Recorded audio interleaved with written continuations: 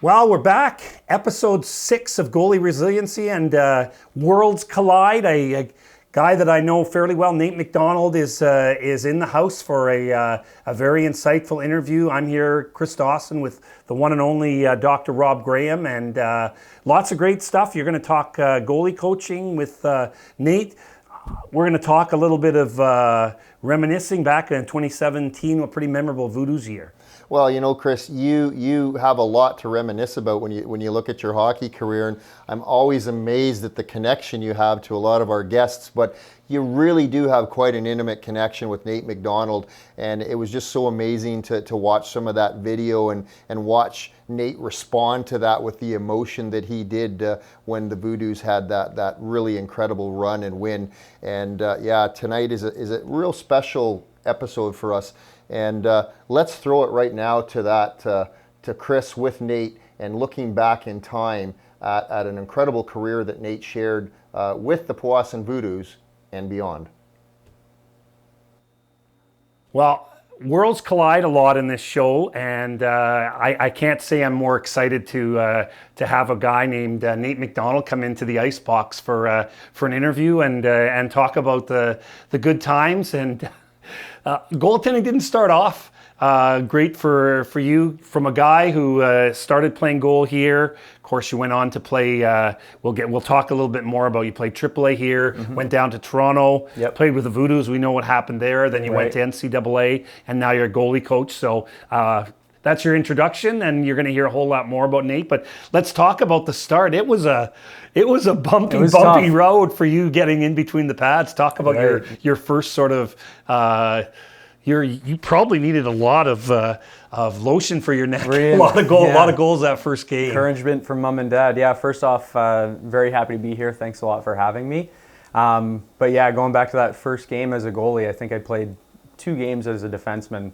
I was in novice house league. And when you're at that age, you just rotate. Everyone straps on the pads at some point. So I think I was 3rd in line at the start of the season, and I threw them on. We were playing against Petawawa. I was playing for the Eganville Eagles, and we ended up losing 24-0 that game. So it was a tough one for sure, but I just fell in love with the position. And I remember my mom laughs now. She talks about that first game. There were parents coming over to her telling her how great of a goalie I was, and she thought they were kind of giving her the gears a little bit, not being too respectful. But it all worked out in the end, and I stuck with it. And here I am today. I had a pretty successful career that I'm very happy with, and yeah, fell in love with something that I continue to work on and just go after every single day. Yeah. Let's move forward a little bit. You ended up playing Bantam for Jamie Young, who was the ended up being an assistant GM with us with the Voodoos in a pretty memorable year that we'll talk about. But a really wild situation where I don't know if it's ever happened before. Your goalie partner, not only did you go play at Cornell Division I, your goalie partner went to the University of Maine to play girls hockey. Lauren Porter. What was that season like? Your Bantam year playing for the AAA Trappers. Yeah. I loved my time playing in North Bay. It was a great organization to grow up and kind of learn how to be a AAA goalie and in a high performance program. But playing with Lauren was great. She pushed me, I pushed her. We had that kind of back and forth healthy relationship and battle, and we were both lucky enough to go to some pretty cool places and play hockey in the NCAA in the States, and it was great. Yeah, we were a really good partnership, and no regrets or nothing negative to say about that experience. Everything was positive. You had a unique situation. We know a lot of kids at that minor midget year, and there's a lot of controversy in the North. Do you stay? Do you go? You were in a scenario where, you didn't really want to go, but you were kind of in a battle because there wasn't AAA minor midget, and it was just the one major midget team, as it was called, U18, of course, now. But tell me about that, how that kind of ended up leading you to end up going down south in minor midget. Yeah, I think it started off, I was just playing spring hockey on a bunch of different teams growing up throughout. I think I started in Major Pee Wee.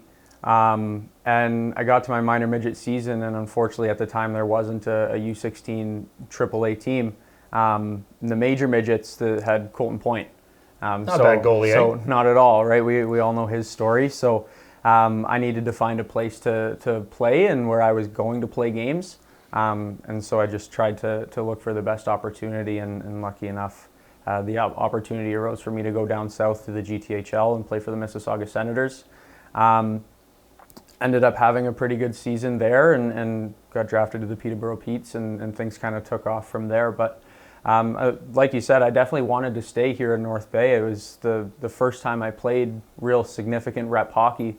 I started my AAA season or career in Major Pee Wee with the Trappers, and grew up in the organization, and really did want to stay, but the opportunity just wasn't there, so I had to find the next best thing, and that was going down south.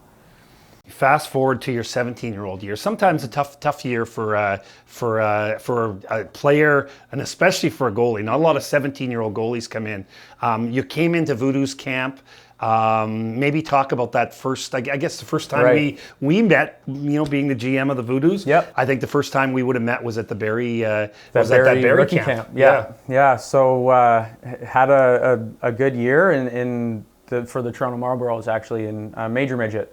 And was trying to navigate the junior hockey landscape, testing out a couple prospect camps, and just trying to find somewhere to land. I had an affiliation with the Georgetown Raiders that season, and wasn't looking like that opportunity was going to turn into a full-time position for me. And I was lucky enough to get a camp invite from Mike Mackley to come out to the Powassan Voodoos camp in Barrie. So went out, got on the ice, had a couple good skates, and was able to meet the staff and get to know the hockey operations and the organization, and really fell in love with it. I had no red flags at all. So the opportunity arose that Powassan was going to give me a shot. There were no guarantees or any promises, but I met with Coach Ray, and I was going to be given an opportunity, and that's all I could really ask for. So I kind of jumped at it, and the rest is history from there. We had a phenomenal season, one for the record books. For sure. Mm-hmm. Before that, though, tell me a little bit about what it was like for you, because your goalie partner at the beginning of the year, there was a bit of a goalie carousel until we made the trade and brought in Andrew Serano. Mm-hmm. What was that like for you, and maybe the lesson for a lot of goalies? You had, at the beginning of the year, and I mean, this is another testament to you too. You didn't come in and say, I need to play this many games. You wanted to earn it. So maybe tell me a little bit about the and they always say it, and you say it as a goalie coach, process, right? Right. And there was a process for Nate McDonald to move from tryout goalie in Barrie to pretty good playoff goalie with the Voodoos and an eventual NCAA commit. Yeah, absolutely. Like you said, I've always tried to just adopt a growth mindset and fall in love with the process. And I think it's also a testament to how Coach Scott Ray, handled his players that season. He was very open and transparent with me right from the get-go that I wasn't going to be promised anything and I would need to earn it.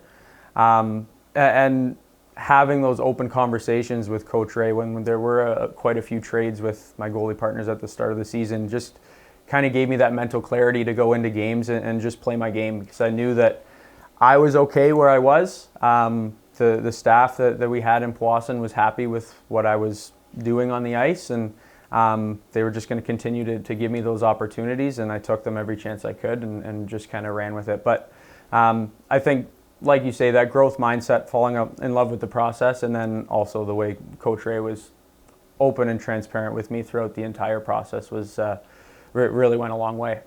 What would you say was the difference, or the goalie resiliency turning point, we'll say, for you to know that this was your net in 2016-17 with the Voodoos, Nate? What do you think it was? I vividly remember we had brought in a guy from, he had some major junior experience in the QMJHL, and I saw this trade happen, and I to be honest with you, I was a little bit worried, because I was a 17-year-old kid. It was my first year junior hockey. We were on a pretty successful team, and I knew we were making a run.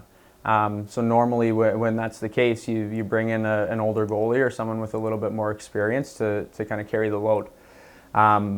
I remember getting called up to Razor's office. I think it was the next day after that trade, and he completely settled me down. Just said, "This is the situation. We want 2 strong goalies. We love what you're doing. Just keep doing what you're doing. Right now, it's your net, and it's your net for as long as you can run with it." So after that, I knew that I just had to keep producing on the ice and put together a good product and win games, and that was my goal. So luckily, I was able to do it, and had a pretty strong team in front of me to help me out and help me keep that position. But again, it was that last trade, bringing in that major junior guy, but Razor settling me down and letting me know that I was going to have the reins and I was going to run with it. And that didn't last all year. Right. And actually, we went back to my hometown, and a guy whose dad I knew really well growing up in Lethbridge, and we brought in Andrew Serano, who ended up being a really good partner. And I mean, it still is. You like to have pushy, but you also want to have the right guy. And what was Andrew Serano like as a goalie partner for you? It was just a phenomenal support system. I mean, I think he kind of knew where he stood when he came in, and he pushed me to be better every day from those 7 a.m. practices right up until game time. I knew Surrey sitting to my left was there for me, and I was there for him when he was in. And I found it always helps to have a really strong relationship with your goalie partner. That was one of the closest that I had throughout my career. And I think that's what ultimately led to our success throughout the playoffs and the latter half of the season, was having Surrey there kind of as a support system for myself, and the same thing for him. If you look at his statistics and when in the games that he played, it's out of this world, right? Like he was a really good goalie for us. And so when I wasn't in the net, I took it upon myself to try to support him the exact same way as he supported me. And we just had a great group overall. Outside goaltending, we had a really good defense core. We had strong forwards. We were a young group. We were really keen and eager to win, and we were close-knit too. So just the culture that we had in that room is what led to the success overall. But Surrey was a really big piece. I think it was a 26-game win streak, which is pretty awesome. It always ends up, I can tell you, it always ends up ending in Sioux, Michigan. Anywhere win streak seems to end in Sioux, Michigan. It did in our case too. But 26 games is still a record. But is anybody going to be able to touch 12 straight playoff wins and maybe take us through a crazy 3 sweeps? It was nuts. Insane. Yeah, we really got on a roll, and I remember it may have been a little bit too cocky looking back on it now, but we had the Powassan Hockey League t-shirts going into playoffs. We just kind of had that swagger to our team, and we weren't going to let anybody take that away from us. It was a really fun ride and a fun experience, something that I haven't been a part of since, and hopefully I see Powassan do it again. I'd love to see another championship come back to Powassan. But you always appreciate it, right? They always tell you, you always appreciate a championship, right? Yeah, you see how hard it is to do now. Looking back, like Powassan's had some really, really strong teams and a lot of success, but championships are few and far between, and they're really hard to come by. So I think I kind of took it for granted in the moment with how strong of a team I was on and how much success we had, but looking back on it now, it was something really special. We're gonna go into the archives as we always do in the show, and we're gonna have a peek at a pretty pumped up Nate McDonald. Yeah. So check this out, everybody.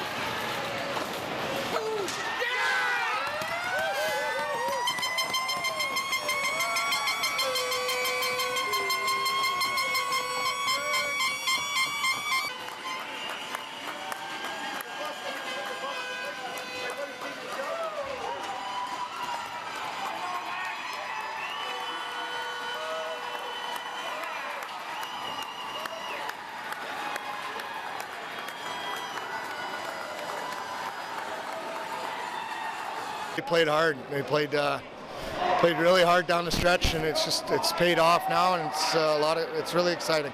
It's a pretty cool feeling right now, honestly, to get the win and get the championship over with. You know, it's nice, get the trophy. I love it. I couldn't imagine this when I first got a Voodoos jersey, with everyone being so young and all, but it feels so nice. And those are my two boys behind it. What did it mean to win 12? What is it?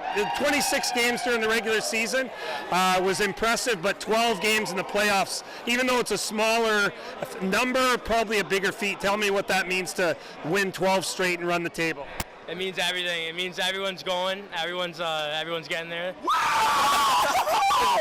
Yeah! How do you feel? Are you excited? There's no words. No words. No words. It's definitely worth staying here. A long process, and it was worth the wait, but it's definitely worth it. Running the table, tell me what that means to win 12 straight playoff games.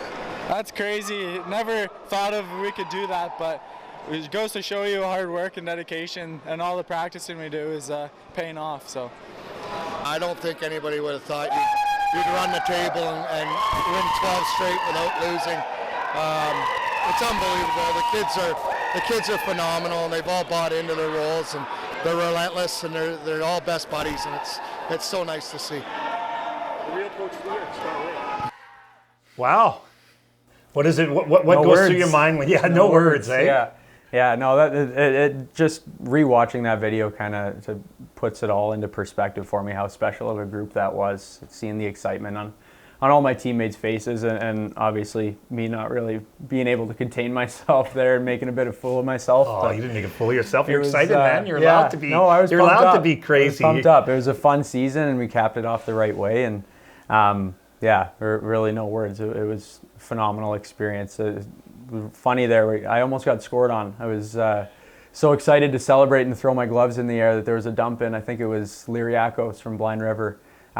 Just shot the puck down, I think, in frustration at the end of the game, and I already had my blocker off almost, so I had to make one more paddle save before we could really celebrate. But yeah, I was just super excited to celebrate with the team and cap off a really fun year. Things didn't work out so well for the crew and us in the Dudley. Jack Hughes. Right. You tell people you played against Jack Hughes when he was 15, and Tyson Gilmore took him out in that last game in a crazy game with penalty after penalty. Right, and almost made the comeback too. We had the Dayton Murray one-timer late in the game, and really thought we were going to push it to overtime there. That was a really meaningful game for me too, because going back to it, like I said, I had that affiliation with Georgetown the year prior, and didn't really work out. I really wanted to play for that team. They had a strong team, and I knew they would.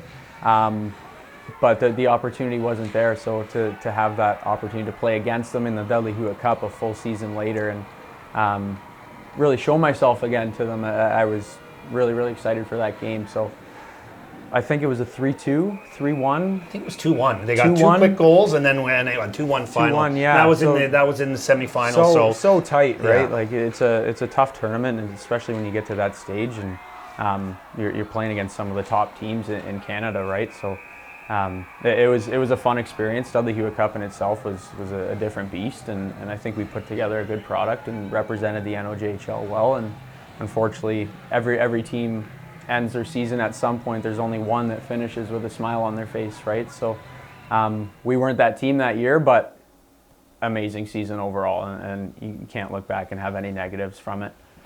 So you played in the OJ the following year. Yep. Got the commitment that summer to Cornell. You had decommitted. So maybe in a nutshell, talk a little bit about your time. Obviously, a weird time to be playing hockey everywhere, but very weird. Obviously, you weren't able to play, and which gave you an extra year, which also created this bizarre new portal, which you can talk about. But tell me about your experience in Cornell and everything like that. Yeah, Cornell. From the education to the hockey to the social aspect of things, it's top tier, right? It's an Ivy League institution, and the history at that place is just insane. I remember on my visit, I don't think we can get in trouble for this now, but Ken Dryden was in the building for an alumni event. And I guess there's rules around recruits and alumni not being able to converse with each other until they're on campus and registered as an athlete. But I had a mentor growing up in Ken's brother, Dave Dryden. Oh, absolutely. He came to Voodoos. I met him at a Voodoos game through so Tommy Hedican. Tom Hedican was the one who put us in touch when I went down to Serano. And so Dave, I guess, shot Ken a text saying that I was going to be in the building for a campus visit. And I took it upon myself to just go up to Ken and shake his hand and introduce myself and chat during intermission. And I remember a palm just grabbing my shoulder and ripping me away. It was one of the one of the rink attendants, because they found out that I was a recruit and I wasn't allowed to talk to alumni. So I didn't even get to really close the conversation with Ken. But just being in that atmosphere as a recruit in junior hockey, still seeing the atmosphere in the student section, it's like 2,000 fans, all students, all your buddies that you go to class with are out rooting for you. The roof is just blowing off. It was a game against Dartmouth, and then having Ken Dryden and seeing his jersey up in the rafters, I knew that was a place that I wanted to play hockey, and luckily enough, everything worked out, and I was able to go there, and it was just an amazing experience. And obviously, growing up too, I was big on education and had really good grades throughout high school and elementary school, and always placed an emphasis on my academics. And so being able to couple the high performance top tier place like Cornell, hockey on top of an Ivy League education, it was a no-brainer for me. Awesome. Mm-hmm. Thank you very much, my friend. We're going to take a break now, and you're going to get grilled by the doctor. Awesome. I'm going to talk technical and talk about goalie coaching. That's the new chapter in your life. So we'll be back in a little bit with Nate and Dr. Rob to talk goalie coaching. Wow, incredible. That interview that you did, Chris, was really amazing with Nate, to see his reflections on that win, and just to see the sheer emotion and you know, and as Nate described to you and to me during my interview, you know, it was just like that tremendous exhale when they finally got that win.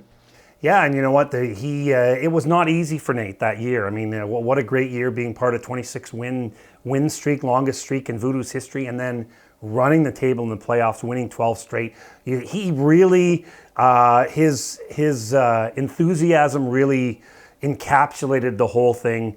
I mean, that's how we all felt. It was an amazing experience, and obviously you can't really perfect that. You can't do it any better than that. And even that last game, you know, getting a big lead on a team. So, you know, there really wasn't even in game, you know, the day. I know you get nervous for the sweep, but we end up getting building up a big lead. So it just was amazing. And you knew that, you know, this isn't something that's going to happen every day. And it was a real special opportunity. Well, and you know, this podcast is really, a theme is the resiliency, goaltender resiliency. And as I was listening to you conduct your interview with Nate, and just amazing that a goaltender of Nate's caliber didn't have a place to play.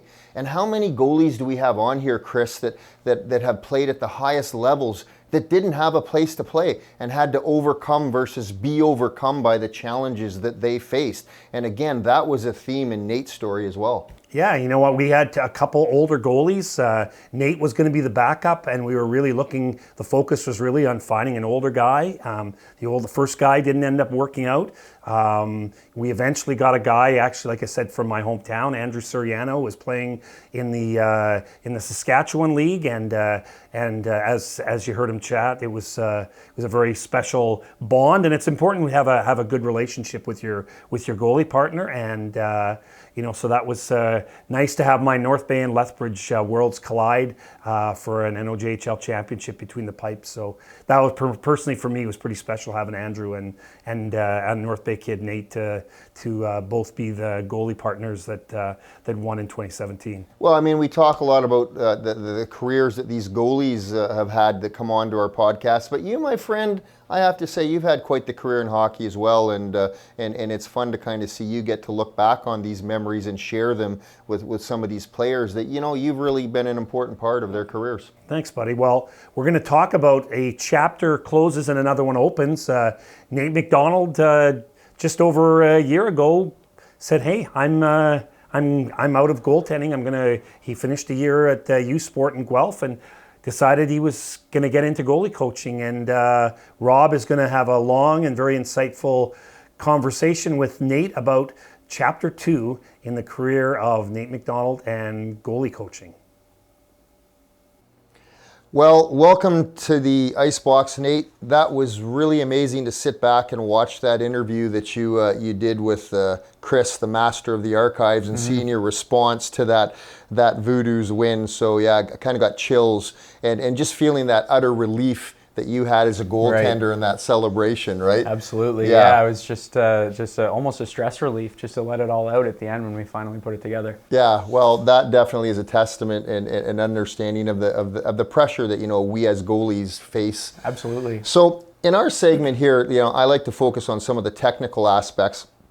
And before I begin, though, sitting on my desk in my office, Nate, I'll just show that. And Chris actually was able to give me another card that I'll actually get you to sign at the end. For sure. So yeah, that'll be kind of cool. I haven't seen those in forever. That's pretty cool to. When you walk into the Ice Boox, that's one thing that our podcast is kind of noted for. Our master archival man here, Mr. Dawson, has some pretty cool stuff. Right. So Nate, going back in time, Hockey Night in Canada on a Saturday night, who were you watching? Who was your kind of mentor as a young goalie coming up? Who was that goalie that you were looking to? Yeah, I think obviously like the Carey Price is a common answer.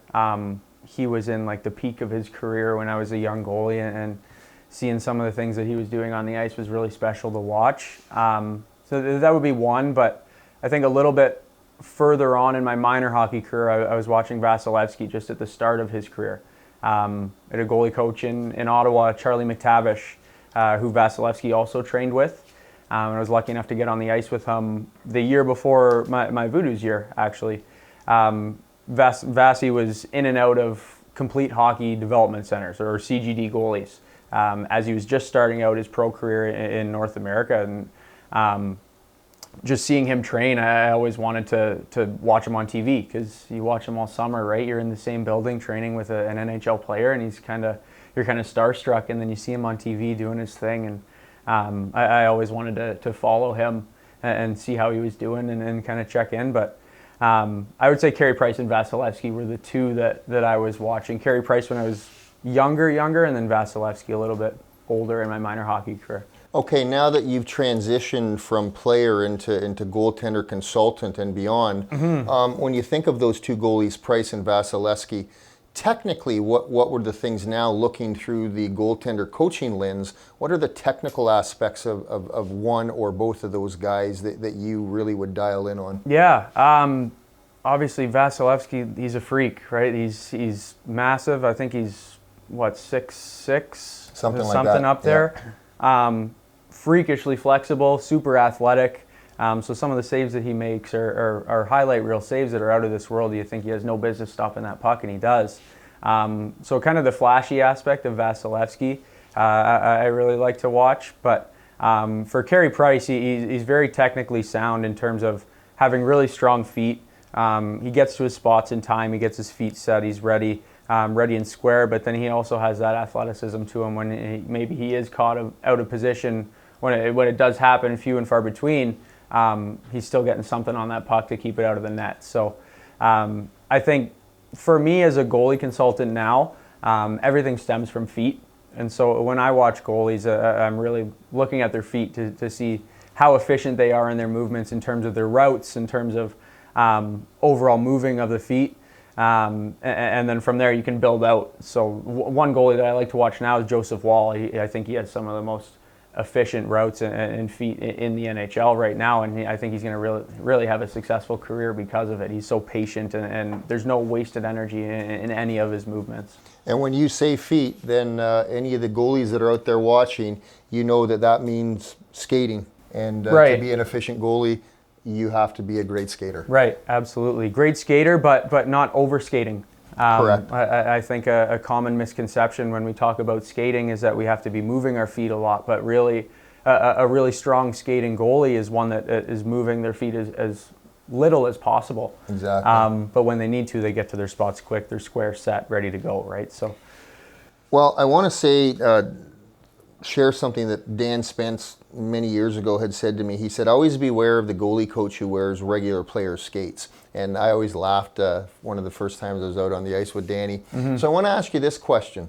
You know, do you think that a goaltender consultant, that a goalie coach can be an effective goalie coach having not actually donned the pads and played the position? I would say yes. I think obviously there's a big piece of it is playing the position. And knowing the ins and outs of what it takes to really be behind the mask and in that crease. But a great example, maybe not necessarily goalie, but coaching overall. I had a phenomenal coach at Cornell, Ben Sire. He never really played at a high level, but he was a student of the game. And we see it all the time with really strong coaches that are students of the game. You can get there. I think having experience playing at a high level definitely helps. And it does give you that background to kind of reflect with your goalies and relate to them. And that's also a big part of coaching, as you know, is being able to relate and get to your goalies and figure out how they tick. But overall, maybe not at the highest level possible, but I think you could have a pretty good career as a goalie coach without having played, if you're willing to put in that time and effort to really get to know and understand what it takes to play. That's interesting, because it's not what I thought you would have said. I actually happen to believe that in order to coach higher level goalies, you have to have played the position. And my only thinking on that, Nate, is only because of the mental side of the game, to really be able to relate to the challenges that goalies face mentally. So yeah, it's interesting, because I like to ask that question to high level athletes like yourself. Yeah, I think the basis for that response was going to Benny Sire and seeing the success he's had as a coach. Now he's not a goalie coach.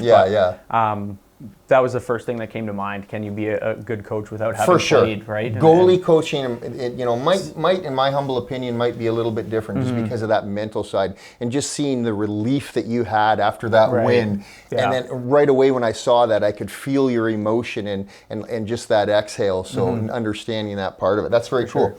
Okay, so how has the transition been from player to goalie coach? Tell us a little bit about that and goalie consultant. Yeah, starting off, I wasn't sure where I was going to be about a year ago. I picked up a job in finance after finishing my career and deciding that I was finished playing hockey. And I think I only lasted a couple weeks before I said I need to get back involved in the game. And even throughout my playing career and the later stages of it, I picked up side jobs coaching and helped out some other goalie coaches at their camps, and I loved it. So I wanted to give back to the community in North Bay and beyond, and in Northern Ontario. And so I decided to get my Gateway Goaltender Consulting up and running and kind of give back, and it's been a phenomenal transition from there.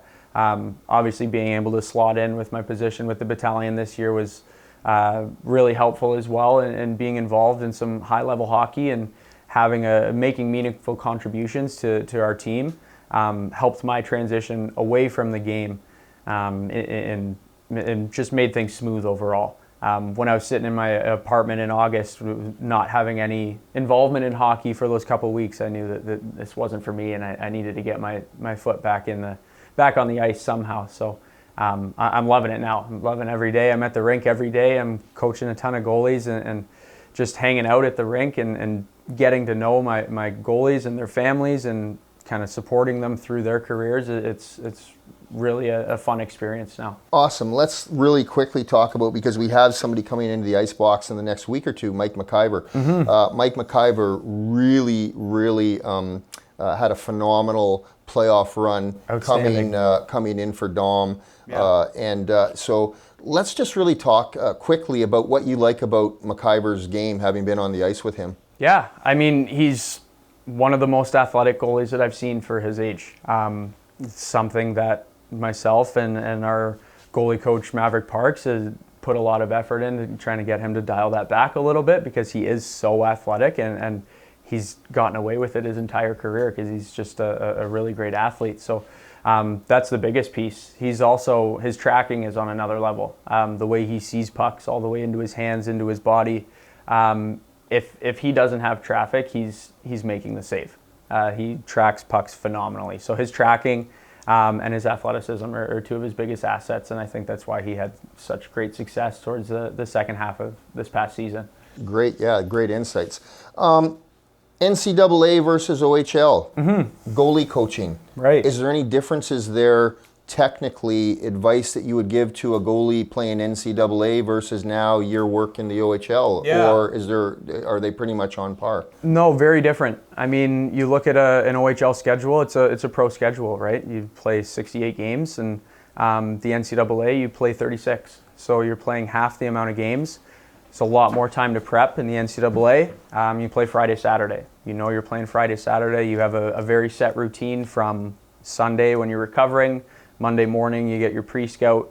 From Monday to Thursday, you're pre-scouting one team. Whereas in the OHL, you may play 3 or 4 games in a week, right? So there's a lot less prep time or time to pre-scout a team in Major Junior versus the OHL.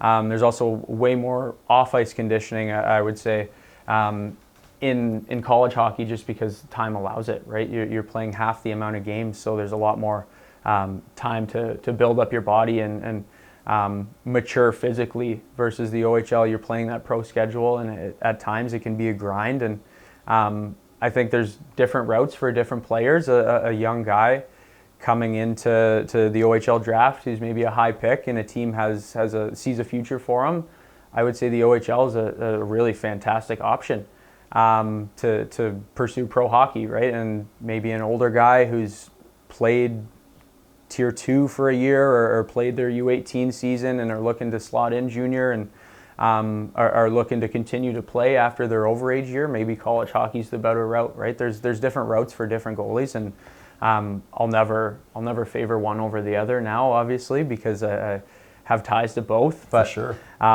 Yeah, very, very, very different overall. Yeah. Great insights, and really cool that you've had the opportunity now to be involved in both. One piece of advice you'd offer to parents of goaltenders, emerging goalies that are looking at playing at a higher level, what's one piece of advice for a parent you would offer? Yeah, get a goalie coach, one. I think I see a lot of parents, they put a lot of time and effort into making sure their kids are on the ice, but there's also a difference between ice time and structured ice time or purposeful ice time. So I think having a good goalie coach at a younger age is really beneficial. I'd also suggest not to overdo it. I've seen a lot of parents who do maybe push their children a little bit too far, and they might lose their passion for the game. So you have to find a balance, especially with younger age groups in the off season. You got to let kids be kids and play other sports and get used to their growing bodies. And the best goalies that I've coached are goalies that play baseball and they play soccer, and they're out on the lake in the summer and they're just being a kid, right? And then they come back when they are at the rink, they have that drive to be at the rink and they want to get better. Fabulous. Great insights. Lots of wisdom there, Nate, and congratulations with that transition from incredible goaltending career to now goalie consultant. We're going to wrap this section up with a little game we're going to call Your Call. All right. So if you've seen the segments, I like to finish off. You get a different game. It's called Your Call. Okay. Okay. You are stranded on an island, Nate. You're allowed to take one piece of your goal equipment. I know you're an academic. I know you're a cerebral guy. What piece of equipment will you take with you? One piece. I'm taking my mask. Stranded on an... Actually, you know what? I got to put these things to use. My initial response was my mask because I've kept all my masks. It's the only piece of equipment. So you were going for the emotional. I'm keeping my my collection, right? But if I got to put things to use, probably a stick. Okay. I guess. There you go. Flip some fish that I catch on the island, or excellent. All right. Yeah. Fast car, fast boat, fast motorcycle. Which one? Fast boat. Fast boat. I was on a boat when I was 2 weeks old. My parents, I've grown up on the boat, and summers are always on the lake. So that's something that I hold very close and dear to myself, is a connection with my parents and being on the boat. Before we came here, my dad and I were working on my boat. So Very cool. I'm taking the boat All every right, time. there you go. That was pretty convincing. Yeah. Watching television, golf, soccer, or baseball? Ooh. toss-up between baseball and golf. No toss-ups. If one you or the so, other. I'm gonna get to if you asked me this question when I was younger, it'd be baseball. I spent my summers on a baseball field. Now it's golf. All right. I like the mental side of golf and getting out on the course and just being one with yourself. And it's very, very similar to goaltending, I think, in terms of maintaining composure and being able to reset after a bad shot, and also controlling those ebbs and flows of emotion when you stick 1-2 feet from the pin from 100 yards out. So I'll take golf now. Very interesting. Final question. You're in control of the music. Drake or AC/DC? In control of the music. Game 7. Got to pump the boys up. Drake or AC/DC? Thunderstruck's going full blast. Thunderstruck. Yeah. Well, you are a rock star, Nate. Thank you so much. It's been a pleasure. Thanks for having me. Congratulations, and Appreciate it. we'll look forward to following what is sure to be a very, very stellar career. Thank you. I appreciate it. It's been a lot of fun. Very well done, my friend. Very well done. A lot of insightful stuff. You put him on the spot about a few things: baseball, golf, and which one he liked better. But he very cerebral goaltender, as Tom Hedican said. Alex Auld was a goalie he had for a long time, and he said Nate McDonald was like another Alex Auld. So your thoughts about some of the things he said about goalie coaching, and obviously one of the unique ones was he didn't think there's a big deal about a guy coming in who isn't a goalie to wear player skates and come on and coach the goalies. Hey, look, we can have differences of opinions. I think, for me, Chris, I really focus on the mental aspect of the game, because that's where I was weak as a goalie. And looking at it from the perspective, I really believe in order to truly understand the psyche of a goalie, which you've seen a lot of them in your career, is a little bit different. That I think to really truly appreciate a goalie, that you have to don the pads and bend in front of a crowd. But Nate was looking at it. I think I understand Nate's point is that there's been a lot of great coaches outside of goalie coaches that haven't necessarily had to play the game. So yeah, it was great, good debate. And you don't get to go to an Ivy League NCAA school without being a smart cookie and being a really good goalie. So yeah, certainly Nate brings a tremendous amount of mental mindset to the position, and a very strong IQ, if you will, for the game and for life. So I think he has a lot to offer young kids and higher level goalies, and I think he's just got a really outstanding career ahead of him. Yeah, and he had to make the tough choice, and we didn't even really go into it, but during COVID, there ended up being a big giant backlog because they gave goalies another year of eligibility, which backlogged a bunch of commits and caused this log jam. And what did they come up with? They came up with this basically like a trade center, like a portal. And Nate didn't talk about that, but what a crazy situation he was in. Finishing up in Cornell, had an opportunity to go to Michigan State. Michigan State offered him a spot, goes through the portal, gets picked up by Michigan State. What happens? The coach who commits to him gets fired. So a new coach comes in. Next day, he gets a phone call from the new coach. He says, "Sorry, I'm decommitting you." And I remember the call that Nate McDonald called. Where can I go? What can I do? And at that point, there really weren't a lot of options. I know Mercyhurst was a school that was looking for Nate, and it was ironic because Greg Gardner is the coach there, and he had Owen Say, and he had seen that Nate was in the portal and asked me some questions. I thought, man, would that be cool having two Voodoos alum, two of the greatest Voodoos alum being goalie partners. But as it turned out, he ended up going to Michigan State and getting decommitted. Mercyhurst had already brought somebody else in, so he was scrambling to find a spot, and ended up going to Guelph and playing there, and made the tough decision in the off season to close that chapter. Again, the whole resiliency piece, the ability to overcome the challenges you're faced with rather than be overcome by them. And another theme I think in our podcast, Chris, is a lot of these goalies that we've been interviewing and guys like Tom Hedican, they're exceptional athletes and they're great at their craft, but they're also really good people. And the character matters. So, and as a GM, character, honesty, being upfront, and that's one of the great things. And Nate talked about it with Scott Ray. Scott Ray was very upfront with the guys. He was a very wanted the most out of the players, but he wasn't playing games. He was very blunt, but he told them what he had to do, and obviously it worked really well. And kudos, of course, to Razor too, who was a goalie dad with his son Owen, and Exactly. and now he's a head coach in Owen Sound. But and I wish the best for him, because you know what, that year that we talked about had a lot to do with Scott Ray and his coaching, and where there's some guys there that weren't easy to coach, that he found a way to get the best out of them. And you know what, that is the key to coaching. And Scott did an amazing job, and he still talks about it. We joke about it, like, can you ever do that again? 4 sweeps, or 3 sweeps in the NOJHL, like 4 sweeps in the, like, it's just not heard of. You don't hear it happen, Well, my friend, you are a character player, and it's always a pleasure to be in the Ice Box with you. Appreciated today's conversation and insights with Nate McDonald. Just another outstanding interview, and I'm not privy to say who's up next, but I'm really excited to have. Yeah, we got a couple more. We got a couple more, a little younger.